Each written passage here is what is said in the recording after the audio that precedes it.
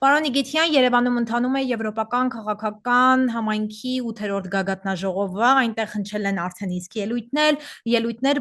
բոլորս լսել ենք դրանք, բայց թերևս այսպես ասած, ինտրիգայինը Ադրբեջանի նախագահ Իլհամ Ալիևի ելույթներ, Ալիևը Երևանյան հարթակում, այսպես ասած, այդ շանսը բաց չթողեց եւ նորից խոսեց Արցախահայության մասին, պիտակավորեց նրանց, ինչպես նաև, այսպես ասած, Եվրոպայի խորհրդին դժգոհեց հայամետ հայտարարություններ ընդունելու մասով։ Այս ամենը ինչ է նշանակում ըստ ձեզ, ինչ կարող ենք հասկանալ այսպես ասած, ելույթից, մի կողմից դժգոհում է, մյուս կողմից շնորհակալություն է հայտնում Փաշինյանին ըստ էության։ Այո, այստեղ հակասություն չկա, որովհետև այս բանին ստացվում է, որ Եվրոպարլամենտի բանաձևը ինքը շատ ավելի հայկական է կամ պրոհայկական է, քան Փաշինյանի թիմի ելույթները եւ անձամբ Փաշինյանի։ Այսինքն ինչ է ստացվում, որ ինքը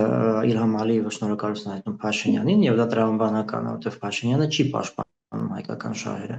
եւ դժգոհում է Եվրոպարլամենտից, որը պաշտպանում է։ Այդեպ այստեղ եւս մի հանգամանք կա, եթե միշտ Փաշինյանը ասում է, որ սա Սովետն է ստեղծել, ԿԳԲ-ն է ստեղծել, ռուսական կայսրությունն է ստեղծել այս ամենը, եւ Հայաստանը պետք է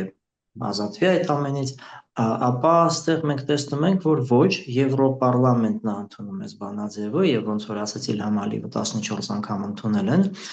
եւ ստացվում է, որ սա ուղղակի փաստ է, որը ֆիքսվում է տարբեր ուժային կենտրոնների կողմից, որ Արցախում եղել է էթնիկ զտում, Արևմտյան Հայաստանում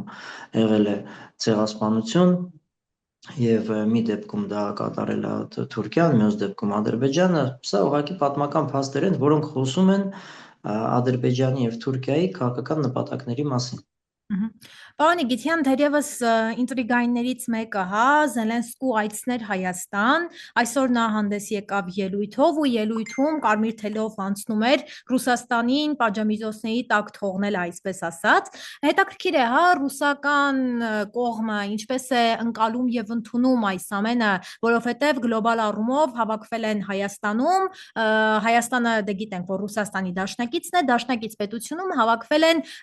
Ռուսաստանի դեմ արտահայտվող պետություններ, ու իրենց շահն են առաջ տանում, ոտնահարելով ռուսական շահը։ Սա ինչպես է ընկալվում Ռուսաստանում եւ ինչ ազդեցություն կունենա Հայաստանի վրա։ Բնականաբար բացասական է, իհարկե, սա ընդունվում է Ռուսաստանում։ Ինչ հետևանք կունենա, ես կարծում եմ, որ արդեն Փաշինյանի թիմի քաղաքական գիծը Մոսկվայի համար ակնհայտ է եւ սա ուղղակի եւս մեկ ապացույց է։ Չեմ կարծում, որ կտրուկ ինչ-որ բան կփոխվի, որովհետեւ արդեն այս ամենը պլանավորված էր, հասկանալի էր, որ սենց է լինելու եւ եթե ինչ-որ որոշումներ ընդունելու պետք է լինեին, արդեն ընդունել են այդ որոշումները։ Փաշինյանի նկատմամբ, ընդհանրապես ամբողջ տարածաշրջանի ճարտարապետության նկատմամբ։ Պարոն Իգիթյան, նաև թերևս այսպես ասած, առանցքայիններից մեկը, երբ որ եվրոպացի պաշտոնյաներից մեկին հարցրեցին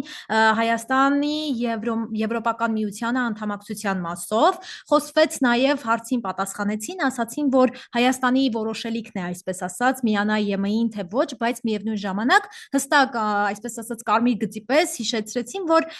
ընտրություններ են եւ սեղանին դրվելու է նաև ԵՄ-ին անդամակցելու հարցը։ Սա ինչի մասին է, այսինքն կարող ենք հասկանալ այսպես, որ եվրոպացի պաշտոնյաները եկել են Հայաստան եւ ընտրություններից առաջ կարելի ասել, որ պաշտպանում են Փաշինյանի իշխանությանը։ Միանշանակ դա հենց այդպես էլ պլանավորված էր, որ ընտրություններից մեկ ամիս առաջ եվրոպական այդ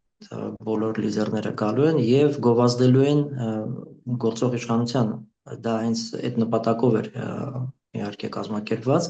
եւ դա իրականացվում է, այստեղ նորություն չկա, եթե հիշեք, մենք դեռ ամիսներ առաջ դրա մասին խոսում էինք, որ սա ի սկզբանե ունի այդ նպատակը Երևանում անցկացնել այս միջոցառումը եւ օգտագործվելու այդ նպատակով։ Եվ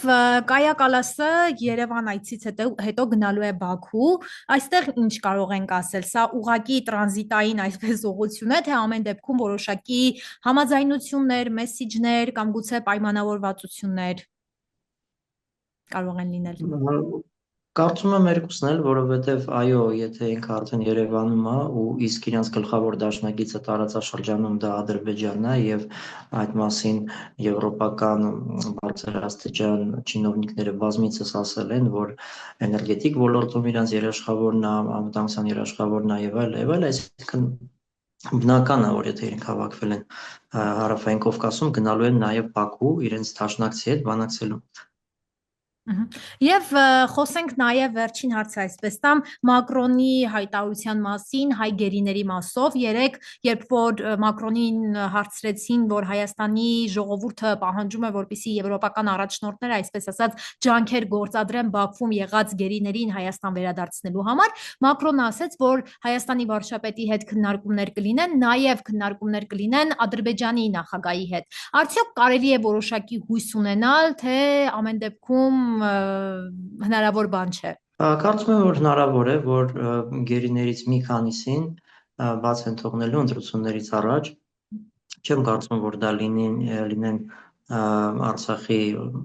քաղաքական ղեկավարությունը, ռազմաքաղաքական, այսինքն կարծում եմ, որ հնարավոր է, դա կա այդպես հնարավորություն, որ մի քանի գերի Ալիևը ազատ արձակի հենց ընտրություններից առաջ Հայաստանում։ Որպես օգնություն։ Այո, միանշանակ, որովհետև եւ Ալիևը եւ Փաշինյանը երկուսն էլ պնդում են, որ արդեն փաստացի խաղաղություն կա, մենք սովորում ենք ապրել խաղաղության մեջ եւ այդ կոնստրուկտը ապացուցելու համար, այդ քարոզչական կոնստրուկտը ապացուցելու համար իրենք օգտագործում են ինչ որ միջոցներ, օրինակ, այսպես կոչված առևտրային հարաբերությունները, որոնք վերևից ներքև կազմակերպված են, սա ոչ թե շուկայական պահանջ է, սա ուղղակի երկու քաղաքական սուբյեկտ որոշել են, որ սա պետք է տեղի ունենա։ Նույն ձև գերիների հարցում լինելու։